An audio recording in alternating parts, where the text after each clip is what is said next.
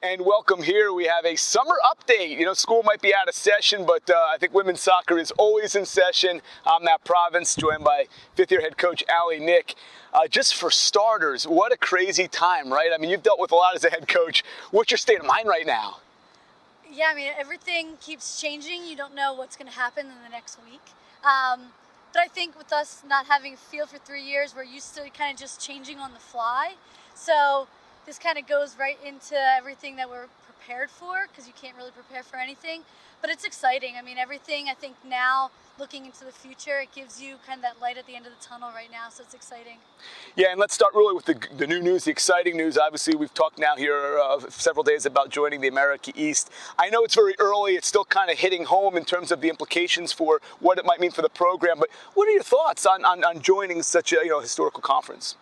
We're very excited for the America East. I think obviously geographically it's going to fit us and the travel. So especially with the majors that our student athletes have, I think it's going to benefit them a lot more to be in classes more.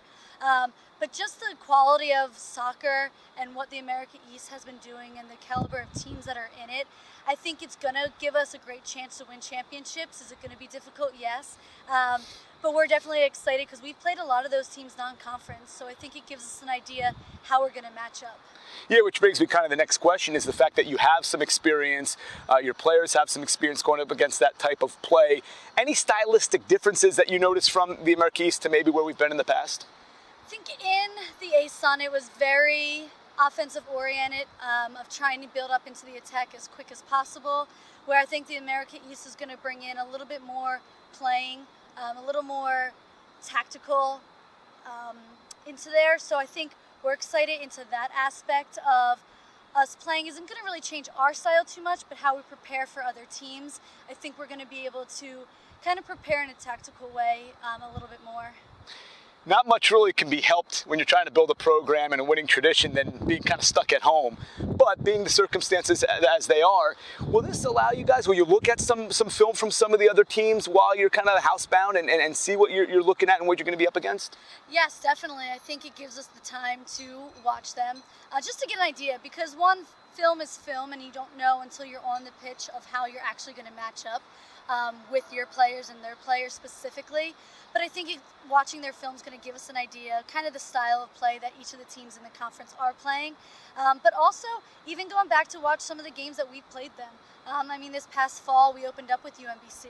So we know how we match up, and now it's going to be, okay, how can we break them down and compete so we can compete for conference championships? So it kind of changes a little bit. Yeah, no, it is exciting, and it does give you a lot of work. But I'm curious, too, here we are. We haven't talked about the situation is, the COVID, not being able to get with your team. What has the schedule been like, and how much communication have you had with your players? So when we left campus back in March and they went virtual, we were meeting with our team regularly, at least 2 to 3 times a week, whether it's small groups or a team setting, and just going over film, different things that we'd be doing on campus, trying to take that to them back home. And some of the communication that we've had with our team being off campus has been some of the best that we've ever had. Our players have gotten themselves through this together, and helping them get through the COVID situation. So I think more than ever they've realized that we're a family and we're going to help each other get through these times.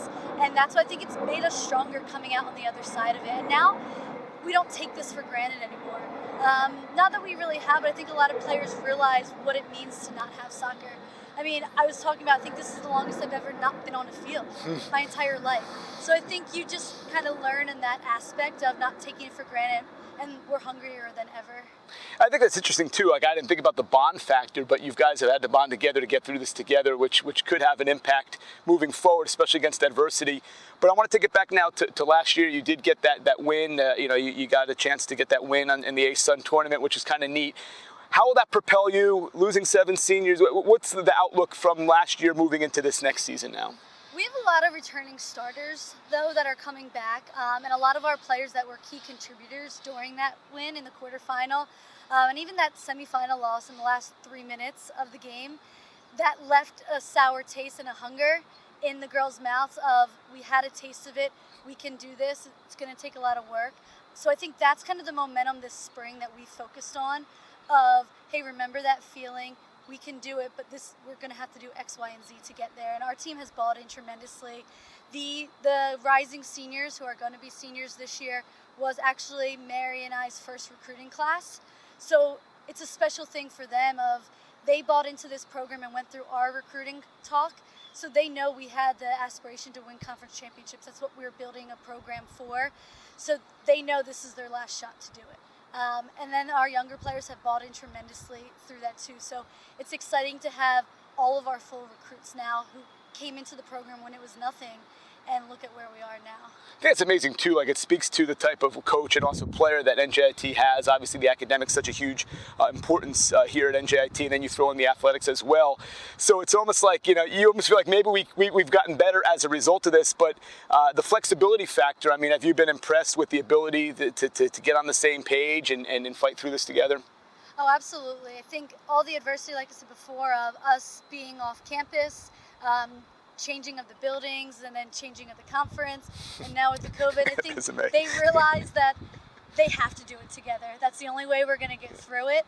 And I think that's what we've built. That kind of separates us from a lot of other teams in the country, is we've realized this a long time ago that we can only control what we can control, and we have to make the best out of any situation. So whatever the situation is at this fall, that's what we're going to be doing and rolling with. It's awesome for them to be able to adapt like that. That's life. That's life lessons. You have to be willing to adapt, and you've had to adapt a lot and still have the winning program you've had. Before I let you go, Al, I do have to ask you this. You've been sitting at home. It's been a different circumstance for you. You haven't been on the pitch for the longest time forever.